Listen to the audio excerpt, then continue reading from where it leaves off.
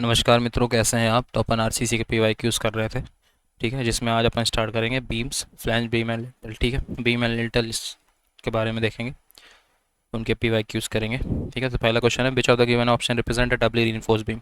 तो a least single layer of reinforcement in both tension and compression face represent a doubly reinforced beam. ठीक है, doubly reinforced beam क्या है? If reinforced is provided in tension and compression zone of section, then such section is called doubly reinforced beam. It is provided if section size is restricted, B and D both. ठीक है, the value of nominal stress for beam of bearing depth is given by Bu plus minus mu by d tan beta upon bd. ठीक है, as per IS 456 2000 clause 40.1.1, beam of bearing depth, in case of beams of bearing depth, the equation shall be modified as tau v is equal to bu plus minus mu by d tan beta upon bd. ठीक है, m क्या है? Bending moment at section, beta क्या है? Angle between the top and the bottom edge. ठीक है, which are the following types of beam is commonly used in bridges to support heavy loads over long span? तो box beam। ठीक है, bridge built with adjacent pre-stress concrete box beams are popular and economical solution in many states because they can constructed rapidly, deck forming is eliminated. Bridge built with adjacent pre-stress concrete box beams are a popular and economical solution in many states because they can be constructed rapidly, deck forming is eliminated. Box beam commonly used in bridges to support heavy loads over long span। ठीक है, box beam को commonly use किया जाता है bridges में ताकि वो heavy loads over long span को सपोर्ट कर सके, over long span सपोर्ट कर सके। ठीक है, which of the following factor has the most significant influence on the deflection of reinforced concrete beam under service load? तो span length। ठीक है, the vertical deflection limits may generally be assumed to be satisfied provided that the span to the depth ratio are not greater than the values obtained as cantilever के लिए basic value span to defective depth ratio for span up to 10 metre कितना होगा? Cantilever के लिए 7, simply support के लिए 20, continuous के लिए 26। ठीक है, span length has the most significant influence on the deflection of a reinforced concrete beam under service load। ठीक है, what does the term moment distribution refers in the design of reinforced concrete structure? क्या refer करता है? the distribution of bending moment along the beam length। ठीक है, the term moment distribution refers to in the design of reinforced concrete structure redistribution of bending moment along the beam length। ठीक है, to control the vertical deflection limit of a beam spanning not more than 10 meter, the span to the depth ratio is restricted to cantilever 7, simply supported 20। ठीक है, और continuous के लिए 26। ठीक है, continuous 26। Singly reinforced beam are designed to resist, singly reinforced beam को design किया जाता है किस चीज़ को रेजिस्ट करने के लिए? Bending movement and shear force only. ठीक है,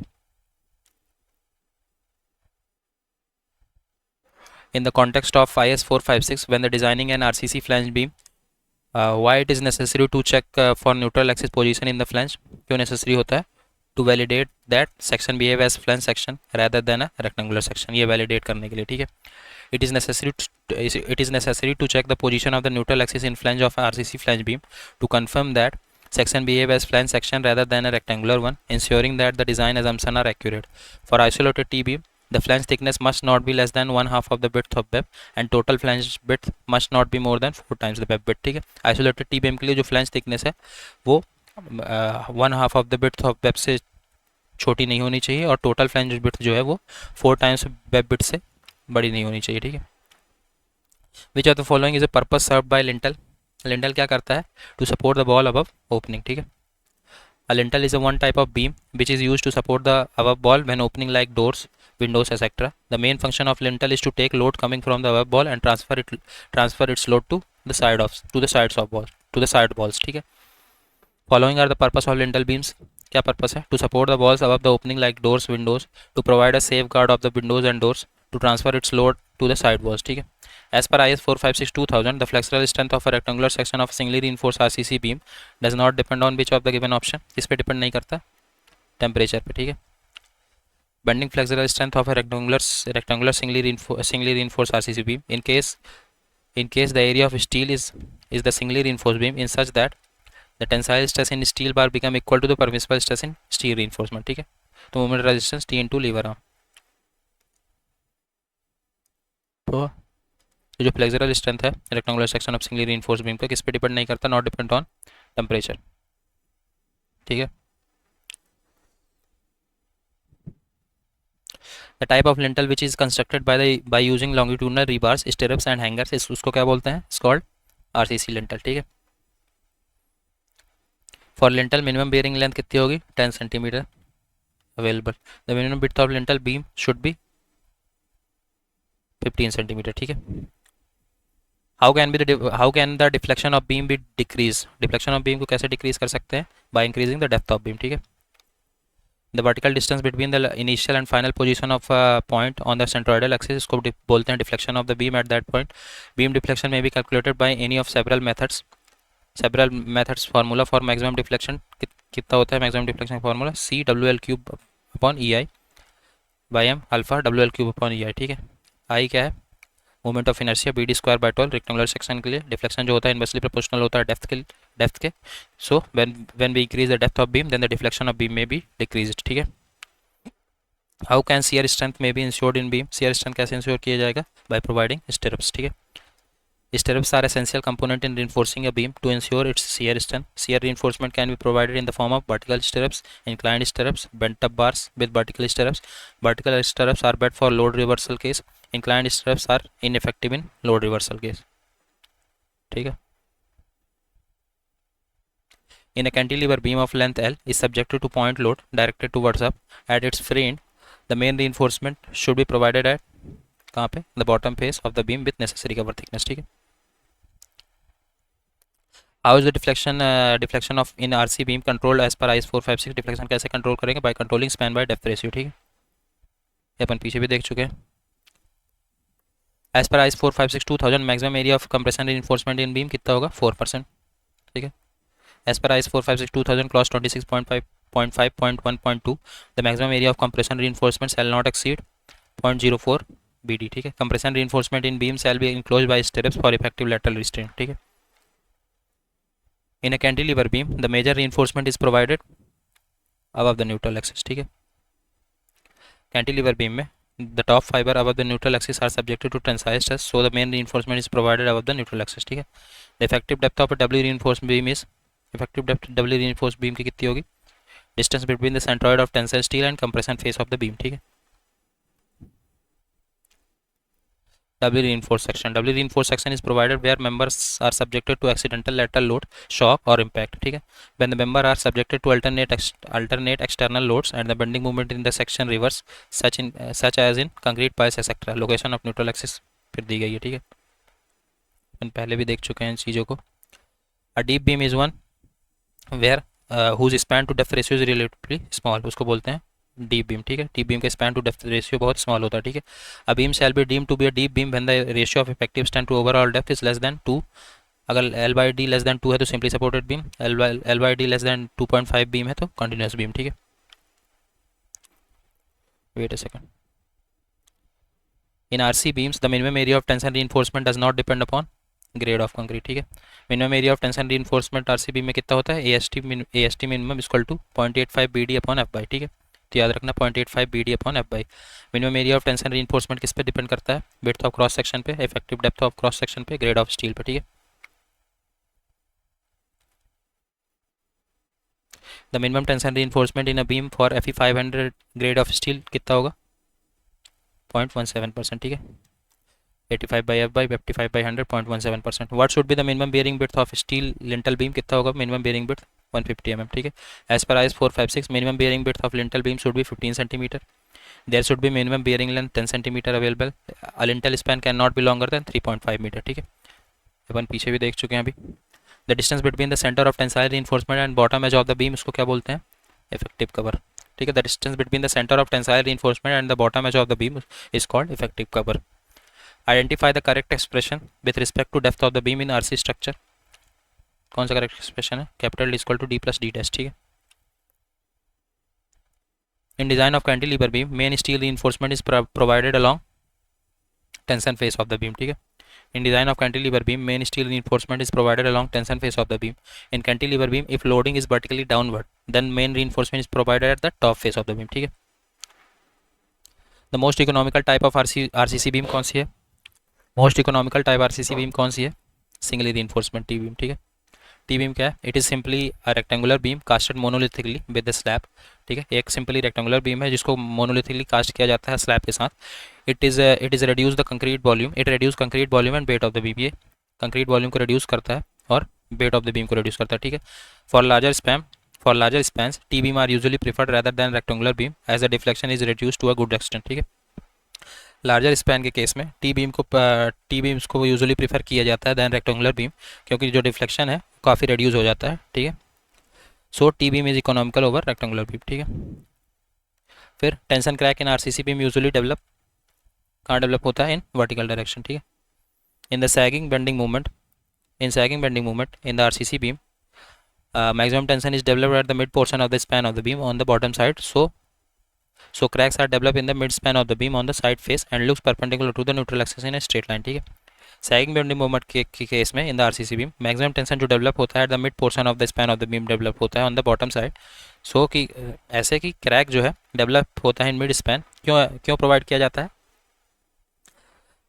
जो in sagging bending movement in the RCC beam maximum tension develop होता है at the mid portion of the span of the beam on the bottom side, so cracks are develop in the mid span of the beam on the side face and looks perpendicular to the neutral axis in straight line, ठीक है। इसकी वजह से जो cracks होते हैं वो develop होते हैं in the mid span of the beam on the side face, और कैसे दिखते हैं? Perpendicular to the neutral axis in a straight line, ठीक है। In the hogging bending movement, ये बात थी सैगिंग बेंडिंग मूवमेंट के केस में। In hogging bending movement maximum tension is develop at the support region, ठीक है। सैगिंग बेंडिंग मूवमेंट में मैक्सिमम टेंशन कहाँ पे डेवलप हो रहा था? Mid portion of the span of the beam में, ठीक है। और हॉगिंग बेंडिंग मूवमेंट जो मैक्सिमम टेंशन डेवलप होता है वो कहाँ पे डेवलप होता है? At the support region of the beam on the top side of both ends, ठीक है। So these are appearance of cracks on the top side of the beam near the both ends due to hogging bending movement which appears straight line vertically, ठीक है, जो कि vertically straight line appear होता है,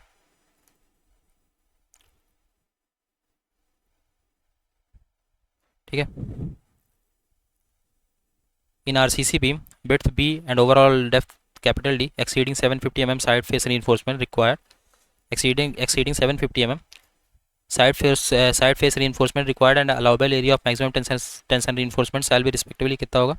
0.1% and 0.04 BD, ठीक है। Side face reinforcement की बात करें, when the overall depth of beam becomes more than 750 mm then side face reinforcement shall be provided along the two face of the beam section to take into consideration the crack width limitation and lateral buckling of web, ठीक है। जब overall depth of beam जो है वो 750 mm से ज़्यादा होगा तब साइड फेस रीइंफोर्समेंट प्रोवाइड करेंगे along the two face of the beam section, ताकि वो क्रैक विड्थ लिमिटेशन और lateral buckling ऑफ वेब को रेजिस्ट कर सके, ठीक है। To take into consideration the crack width limitation and lateral buckling of web, किसमें?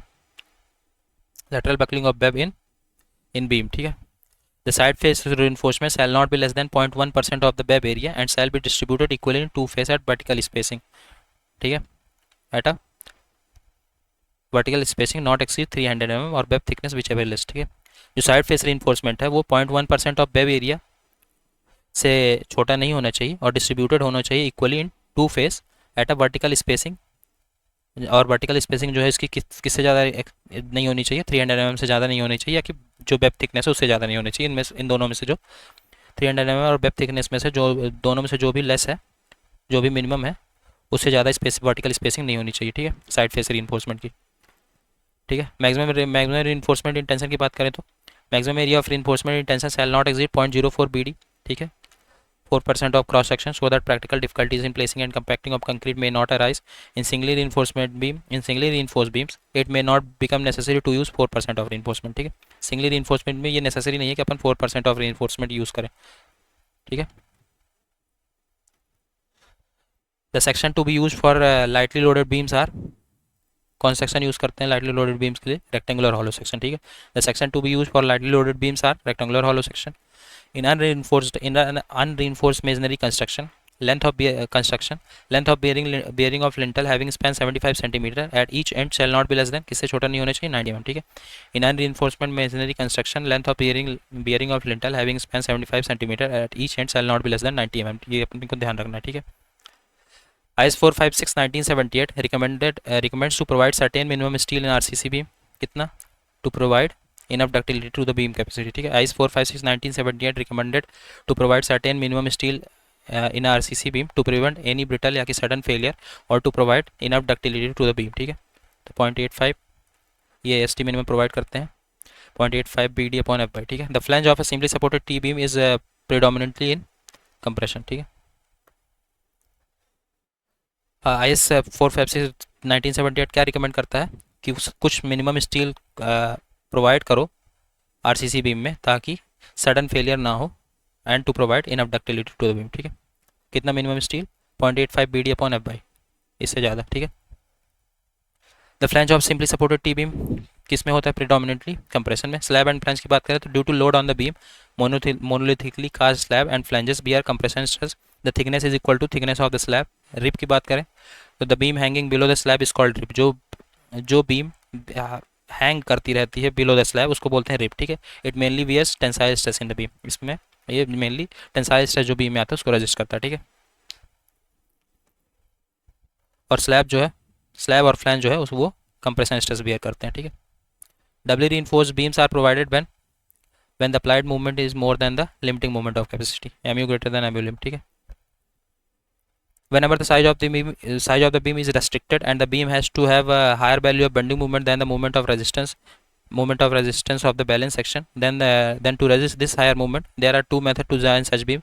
पहला मेथड क्या है, increase the concrete mix to increase the capacity of the section. दूसरा मेथड क्या है, reinforcement are provided in compression zone to give additional strength to the concrete in compression. Such beam are called doubly reinforced beam, ठीक है।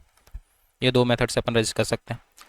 RCC beam in which steel reinforcement is used in tension as well as compression side, उसको क्या बोलते हैं, doubly reinforced beam, ठीक है। Deflection of the beam should be kept below permissible limit to have aesthetic views, give psychological comfort to user, safeguard the flooring material, all of this, ठीक है। In singly reinforced beams, the effective depth measured from its compression as to tensile reinforcement, ठीक है। singly reinforcement beam, the effective depth measured from its compression as to tensile reinforcement, ठीक है। effective span of beam of nominal span capital L and bearing length small b क्या होगा, L plus b, effective length L plus b, L क्या है, nominal span, b है bearing length, ठीक है। RCC cantilever beam A is projecting from a column and another beam B is resting over the beam A. The cantilever beam will have reinforcement at both the top and bottom face, ठीक है। ARCC cantilever beam A is projecting from column and another beam B is resting over this beam A. The cantilever beam A will have reinforcement at both top and bottom face, ठीक है। Design of RCC simply supported beams carrying UDL is based on the resultant bending moment at mid span, ठीक है। Bending moment is maximum at mid span. Design should be done for maximum bending moment so that it will taken care for other section, ठीक है। Moment formula we are using the WL square by 8 which mid span moment for UDL loaded beam, ठीक है। Moment formula क्या use करते हैं अपन, WL square by 8, ठीक है। Which one of the following section of equal cross section area can resist the torsion moment of RCC beam section more efficiently, तो box section, ठीक है। Box section of equal cross section area can resist the torsional movement of RCC beam section more efficiently. Box section most efficient cross section in terms of combined resistance against shear, torsion and flexure, ठीक है। In terms of combined resistance against shear, torsion and flexure, box section जो होता है most efficient cross section होता है, ठीक है। The reinforcement in two mutually perpendicular direction are designed to resist, इसलिए डिजाइन किया जाता है to resist bending moment, ठीक है। Which of the given options provides the effective width of isolated T beam as per IS 456-2000? Assume BF क्या है, effective width of flange, I naught, distance between points of zero movements in beam, BW breadth of web, DF thickness of flange and B actual width of flange, ठीक है। तो क्या होगा, I naught upon I naught by B plus 4 plus BW, ठीक है। T beam के लिए यही होता है, ठीक है। एल बीम के लिए 0.5 I naught upon I naught B plus 4 plus B W, ठीक है। While considering the design of RCC building for providing ductility IS code provide the steel grade, okay, FE 415 से ज़्यादा नहीं होना चाहिए। While considering the design of RC buildings for providing ductility IS code prohibit the steel grade greater than FE 415. It should be kept in mind that relatively low grade steel should be preferred, ठीक है। The absence of a bond between reinforcing steel and surrounding concrete in RCC beam will result in constant stress at all point in straight bar, ठीक है। Bond between steel and concrete की बात करें तो the term bond refers to the adhesion between concrete and steel which resists the slipping of steel bar from the concrete. The bond resistance in reinforced concrete is obtained by the following mechanism. कौन सा mechanism? Chemical adhesion, frictional resistance, gripping action, mechanical interlock. In the absence of bond the reinforcing bar in concrete is just like a string only, wherein the stress is the constant at all point on the string or constant stress at all point in like a straight bar. ठीक है. Ideal location of lapping of reinforcement if required for a beam supported at end is for top bars near to center of span and for bottom bars near support. ठीक है. Lapping zone of bar in beam की बात करें, generally in beams there is a compression zone at the top and a tension zone at bottom of the section. ठीक है. The best zone of lapping जहाँ पे tension low. ठीक है. For top reinforcement in the beam, for top reinforcement in the beam is lapped at mid span and in case of bottom reinforcement it is lapped in near the end of support. ठीक है. Top reinforcement में beam कहाँ पे lapped होगा? Mid span में. और bottom reinforcement में it is lapped near the ends और supports. ठीक है. Top reinforcement is lapped at the mid span of the beam and does not experience any negative movement at the mid span. ठीक है. Top reinforcement को lapped करेंगे कहाँ पे? Mid span of the beam, और इसमें कोई नेगेटिव मूवमेंट मिड स्पैन पे एक्सपीरियंस नहीं होगा. ठीक है. In case of bottom reinforcement which is lapped near the support as the beam does not experience any positive movement. ठीक है. बॉटम रीइंफोर्समेंट के केस पे जो बॉटम रीइंफोर्समेंट के केस में अपन लैपिंग कहाँ पे करते हैं? Near the support. ठीक है. और क्यों? एज द बीम, क्योंकि जो बॉटम रीइंफोर्समेंट बीम है वो कोई पॉजिटिव मूवमेंट एक्सपीरियंस नहीं करता है. As the beam does not experience positive movement. ठीक है.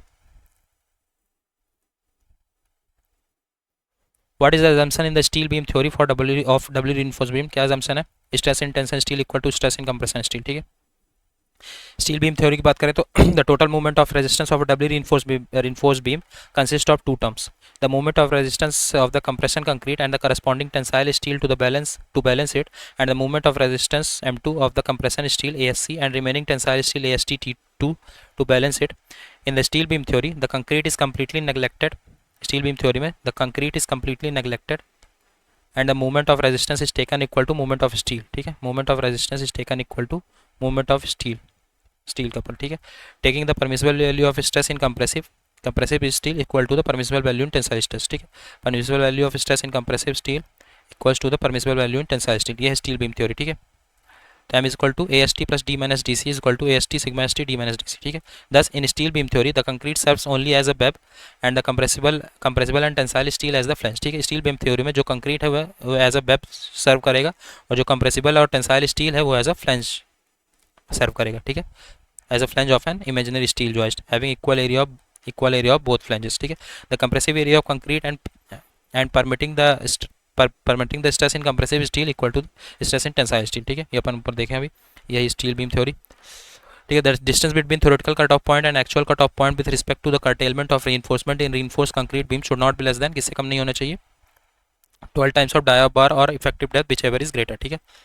एज पर IS 456/2000 clause 26.2.3.1 recommends that bar to be curtailed at a theoretical cutoff point is continued at least at distance equal to effective depth और 12 times the dia of bar. ठीक है. तो क्या recommend करता है कि बार को अपन कर्टेल करेंगे थ्योरेटिकल कट ऑफ पॉइंट पे और कंटिन्यू करेंगे कर्टेलमेंट कितना? At least distance equal to effective depth या कि 12 times the dia of the bar, इन दोनों में से जो ग्रेटर हो. ठीक है. Except at a simple support और end of cantilever. Simply support पे और एंड ऑफ कैंटिलीवर बीम को छोड़ के हर जगह ऐसा करेंगे. ठीक है. एज पर IS 456/2000 क्लॉज 26.2.3.2 क्या रिकमेंड करता है? At least 1/3 of the positive movement reinforcement is extended along the same face of the member into the support of length equal to LD/3. Okay, wait a second.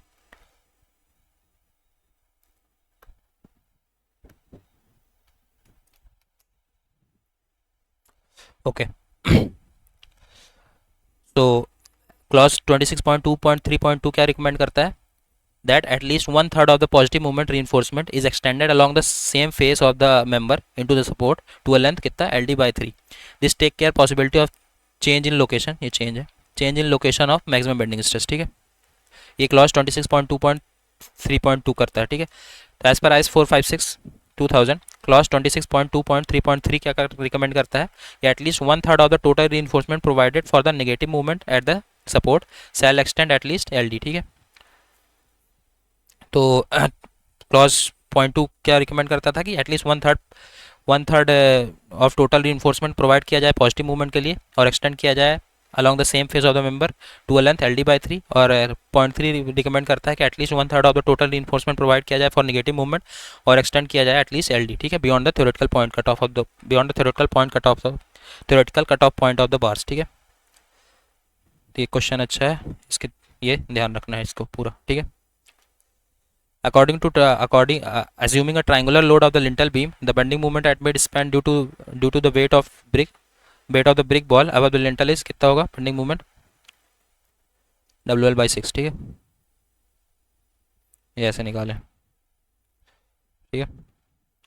As per IS 456/2000 fourth revision, the effective width of flange of a L beam which is not isolated in no case greater than breadth of B plus half of sum of clear distance of adjacent beam on either side, ठीक है। Effective width of flange according to IS 456/2000 clause 23.1.2, in the absence of more accurate determination, the effective width of flange may be taken as following, but in no case greater than breadth of the web plus half of the sum of the clear distance of the adjacent beam, ठीक है। T beam के लिए ये effective depth है, L beam के लिए this one, ठीक है। ये अपने को ध्यान रखना है। Wait a second.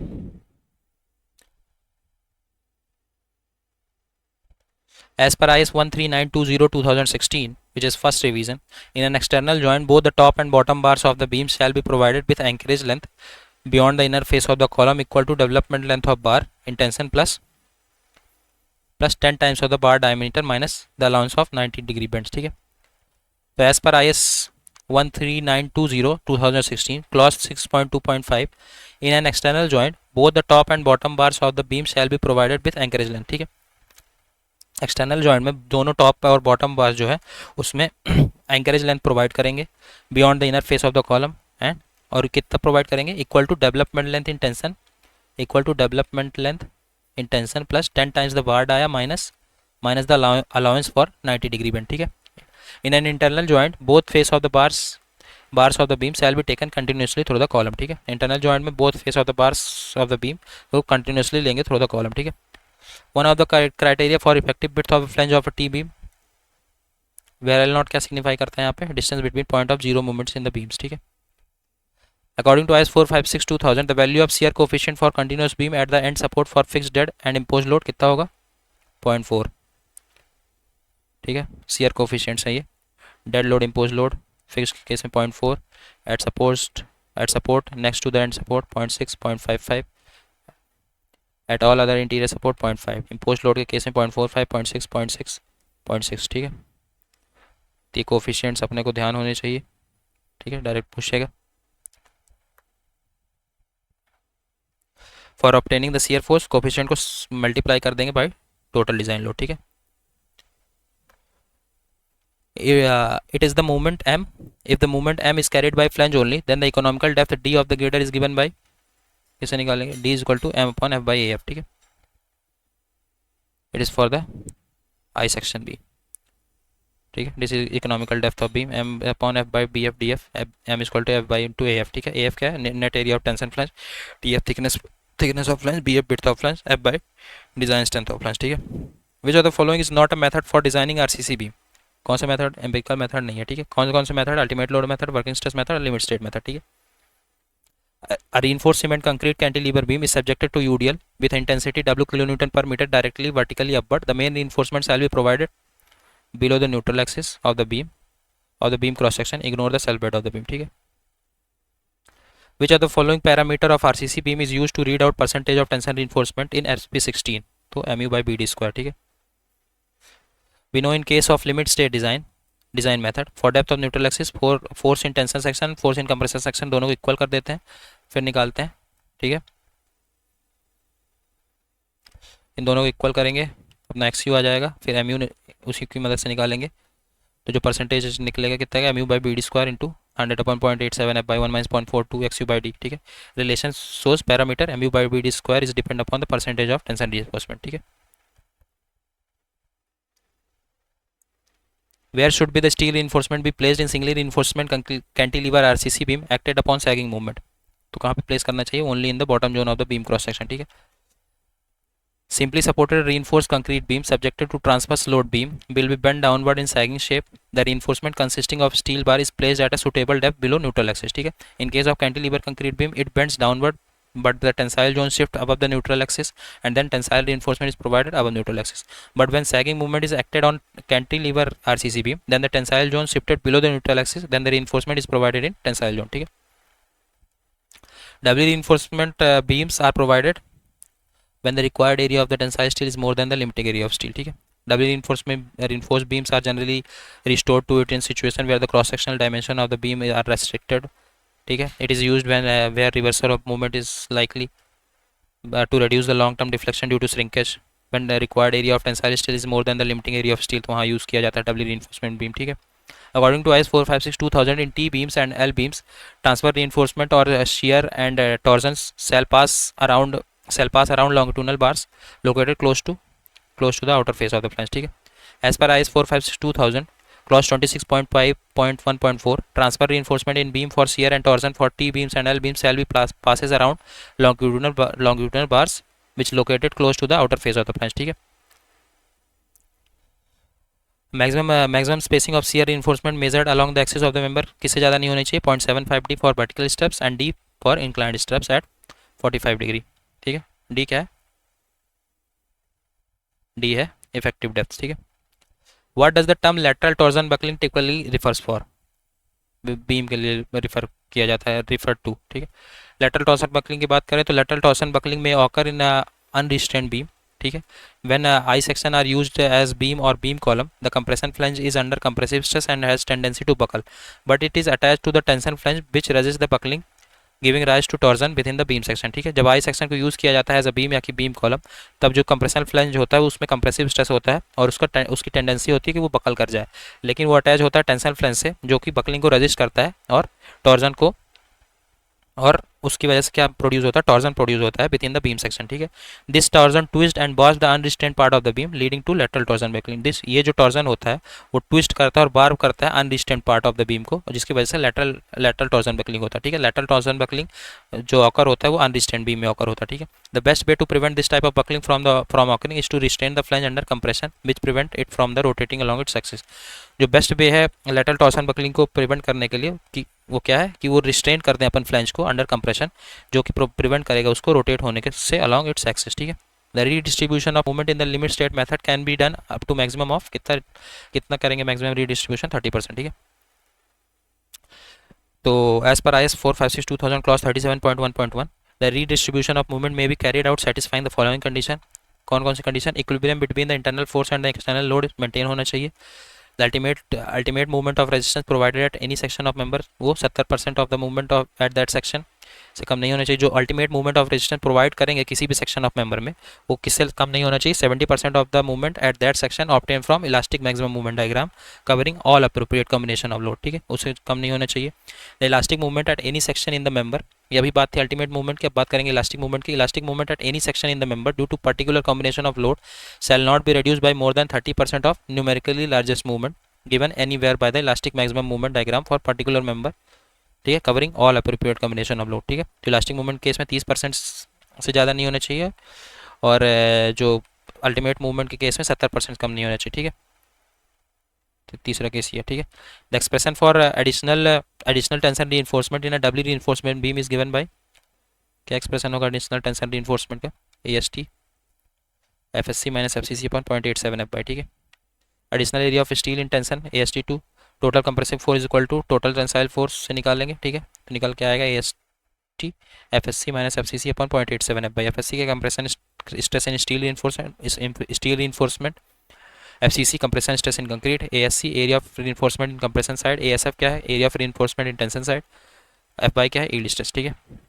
The torsion longitudinal reinforcement in RCC beam should be placed at each corner of the beam. ठीक है.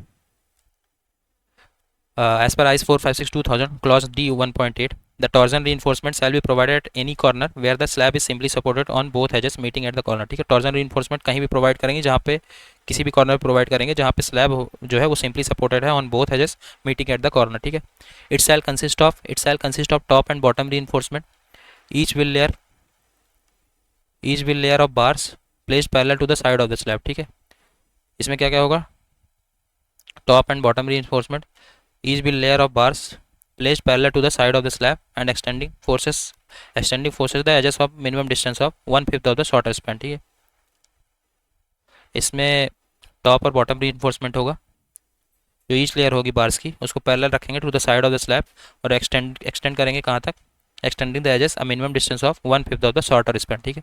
The area of reinforcement in each of these 4 layers shall be 3/4 of the area required for maximum mid span movement, जो area reinforcement होगा इन चारों layers में, उसका कितना होगा, three fourth of the area which is required for maximum mid span movement in the slab, ठीक है।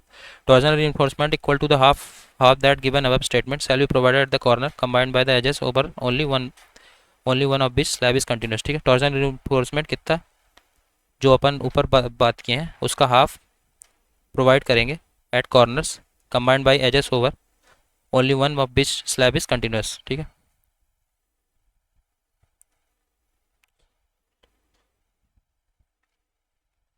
The maximum spacing of shear reinforcement measured along the axis of member shall not exceed 0.75 d and 300 mm for vertical stirrups, and in no case shall spacing exceed 300 mm where d is effective depth of the section under consideration, ठीक है।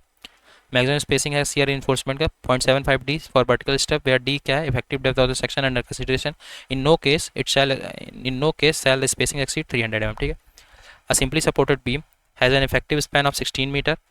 What shall be limiting ratio of span to effective depth ratio as per IS 456 2000, कितना होगा 12.5, ठीक है। 10/16.625 आ जाएगा, और simply supported case में 20/2.625 तो 12.5 आ जाएगा, ठीक है। The minimum horizontal distance between the bars in a beam should B, कितना होगा, greater the diameter of the larger bar greater than the maximum size of aggregate plus 5 mm, ठीक है। तो बोथ है आंसर, ठीक है। Horizontal distance between the parallel main reinforcing bars shall usually be not less than greatest value of the following, कौन कौन सा, diameter of the bar if the dia are unequal, diameter of the larger bar if the dia are unequal, ठीक है। 5 mm more than nominal maximum size of aggregate, ठीक है, इसमें जो भी मैक्सिमम होगा, ठीक है। dia of bar used in lintel span 1.5 to 2 metre, कितना होगा 10 mm, ठीक है। The number of main bars depends upon the load to be carried from the ball above and the span of opening. As per rule, for thickness of ball 10 cm half brick, adopt 2 bars, and for additional 10 cm thickness one main bar should be added, ठीक है। The diameter of the bar varies with span की बात करें 6 mm dia का span है तो up to 1 metre, ठीक है। अप टू 1 मीटर के लिए 6 mm डाई का बार, for span up to 1 to 1.5 metre 8 mm dia bar, 1.5 से 2 metre then 10 mm bar, so तो पूछा गया है 1.5 मीटर से 2 मीटर के लिए तो 10 mm डाई बार, ठीक है, used in lintel.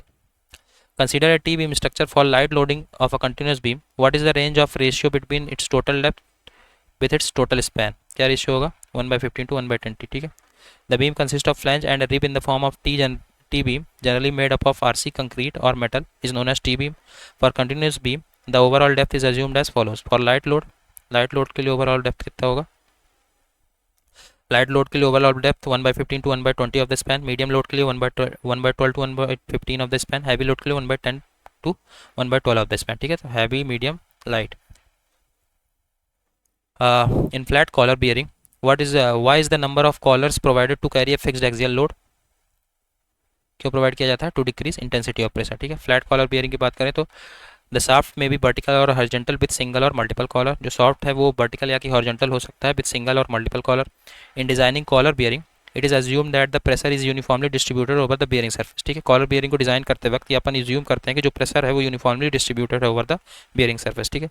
Collar bearing are thrust bearing having a suitably formed face that resists the axial pressure or decrease the intensity of pressure of the one or more collar on the rotating shaft, ठीक है। Collar bearing जो है वो एक thrust bearing है जो suitably face पे formed होता है, जो कि रेजिस्ट करता है एक्सियल प्रेशर या कि डिक्रीज करता है intensity of pressure of one और more collar on the rotating shaft, ठीक है। Which of the following structural member is subjected to both tension and deflection, तो बीम कॉलम, ठीक है। बीम कॉलम दो स्ट्रक्चरल मेंबर जो कि जिसमें बोथ टेंशन और डिफ्लेक्शन लगता है, ठीक है। Beam a structural member subjected to transverse load known as beam. Column क्या है, एक कंप्रेशन मेंबर है which is state and subjected to equal and opposite force at ends, ठीक है। तो यहाँ पे अपना बीम एंड लिंटल कंप्लीट होता है। नेक्स्ट लेक्चर में अपन बात करेंगे स्लैब एंड स्टेयरकेस की। Okay, so thank you so much.